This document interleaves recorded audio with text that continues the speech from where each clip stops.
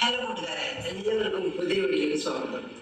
നമ്മൾ എവിടെ നോക്കിയാലും കേൾക്കുന്ന ഒരു വാക്കാണ് AI അല്ലെങ്കിൽ ആർട്ടിഫിഷ്യൽ ഇന്റലിജൻസ്. പലർക്കും അതൊരു അത്ഭുതമാണ്, എന്നാൽ ചിലർക്ക് അത് പേടിയാണ്. എന്താണ് ഈ സാങ്കേതിക വിദ്യ? ഇത് നമ്മുടെ ജോലി നഷ്ടപ്പെടുത്തുമോ അതോ നമ്മളെ സഹായിക്കുമോ? വളരെ ലളിതമായി നമുക്ക് AI കുറിച്ച് പഠിക്കാം. ഇത് നമുക്കൊരു ഉദാഹരണത്തിലൂടെ പറയാം.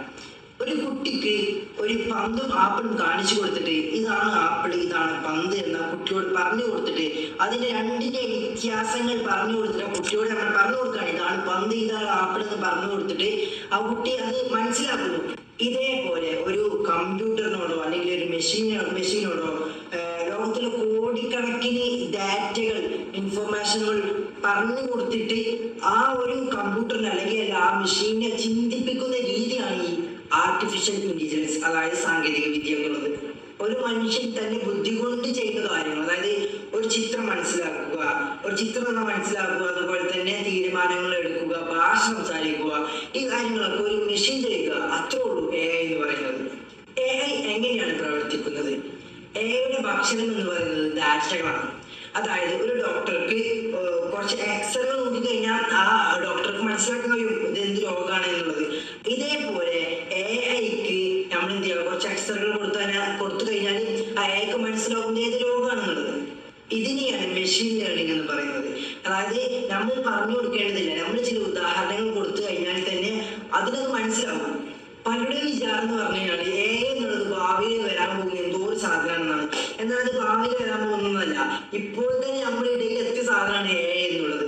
മാത്രമല്ല AI വെച്ചുകൊണ്ട് നിങ്ങൾ ഒരുപാട് കാര്യങ്ങൾ ചെയ്യുന്നുമുണ്ട്. യൂട്യൂബിലും ഇൻസ്റ്റാഗ്രാമിലൊക്കെ നമുക്ക് ഇഷ്ടപ്പെട്ട വീഡിയോകൾ റെക്കമെൻഡ് ചെയ്ത് വരുന്നുണ്ടല്ലോ, അതൊക്കെ ഈ AI-യുടെ ഭാഗമാണ്. ഏറ്റവും കുറഞ്ഞ തിരക്കുള്ള വഴികൾ മാപ്പ് നമുക്ക് പറഞ്ഞു തരുന്നത് ട്രാഫിക് ഡേറ്റ AI വഴിയാണ്. മാത്രമല്ല ഏറ്റവും സിമ്പിൾ ആയ ഉദാഹരണം, നമ്മുടെ ഫോണിലൊക്കെ ഫേസ് ലോക്ക് ഉണ്ടല്ലോ, നമ്മുടെ മുഖം കാണിച്ചു പറയുന്നത്, അതൊക്കെ ഈ AI ആണ്. കൂടുതൽ ആൾക്കാർക്കുള്ള മറ്റൊരു പേടിയാണ് AI നമ്മുടെ ജോലി നഷ്ടപ്പെടുത്തുമോ എന്നുള്ളത്. ഈ കമ്പ്യൂട്ടർ വന്ന കാലത്ത് എല്ലാവരും പേടിച്ചിരുന്നു നമ്മുടെ ജോലിക്ക് പോകും. പക്ഷെ ഈ കമ്പ്യൂട്ടർ വരുന്നതോടുകൂടി ഒരുപാട് ജോലി അവസരങ്ങളാണ് സൃഷ്ടിച്ചിട്ടുള്ളത്. അത് മനസ്സിലാക്കണം നിങ്ങൾ. വളരെ കഷ്ടപ്പെട്ട് ചെയ്യേണ്ട ജോലിയൊക്കെ AI ചെയ്യുമ്പോൾ നമ്മുടെ ജനങ്ങൾക്ക് ക്രിയേറ്റീവായ കാര്യങ്ങൾ ശ്രദ്ധിക്കാൻ പറ്റും. അതേസമയം ഇതിനെ തെറ്റായ രൂപത്തിൽ ഉപയോഗിച്ചാൽ, തെറ്റായ ഇൻഫർമേഷൻ കൊടുത്തു കഴിഞ്ഞാൽ വളരെ വലിയ അപകടങ്ങളും ഉണ്ടാകാൻ സാധ്യതയുണ്ട്. അപ്പോൾ പറഞ്ഞു വരുന്ന ഇതിനെ കുറിച്ച് നമ്മൾ കൃത്യമായി പഠിച്ചിരിക്കണം എന്നുള്ളതാണ്. AI എന്നുള്ളത് നമ്മുടെ മനുഷ്യന്മാരെ തോൽപ്പിക്കാനുള്ള ഒന്നല്ല, മറിച്ച് നമ്മളെ സഹായിക്കാനുള്ള ഒന്നാണ്.